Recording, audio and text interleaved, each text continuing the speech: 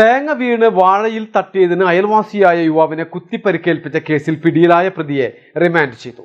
Malappuram Perumanna Clarrie കഞ്ഞിക്കുഴിങ്ങര മുളയത്ത് ജംഷീറിനാണ് കുത്തേറ്റത്. സംഭവത്തിൽ അയൽവാസിയായ 67-കാരൻ Mampatta മൊയ്തീൻകുട്ടിയെ Kalpakanchery police സംഭവ സ്ഥലത്തെത്തിച്ച് തെളിവെടുപ്പ് നടപടികൾ പൂർത്തിയാക്കി ശേഷം കോടതിയിൽ ഹാജരാക്കി റിമാൻഡ് ചെയ്തു.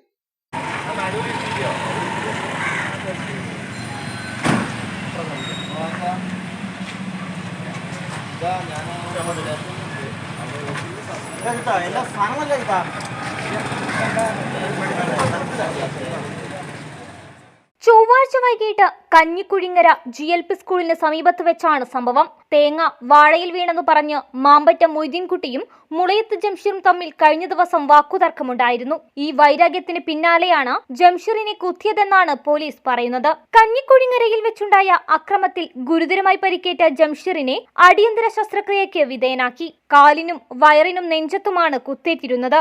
സംഭവത്തിൽ 67-കാരനായ മൊയ്തീൻകുട്ടിയെ Kalpakanchery inspector K. Noufal arrest രേഖപ്പെടുത്തി. ശേഷം പ്രതി മൊയ്തീൻകുട്ടിയെ പോലീസ് സംഭവ സ്ഥലത്തെത്തിച്ച് തെളിവെടുപ്പ് നടത്തി. നിരവധി പേരാണ് സ്ഥലത്ത് തടിച്ചുകൂടിയിരുന്നത്. നടപടികൾ പൂർത്തിയാക്കിയ ശേഷം പ്രതിയെ കോടതിയിൽ ഹാജരാക്കി റിമാൻഡ് ചെയ്തു. മലബാർ ടൈംസ്, കോട്ടയ്ക്കൽ.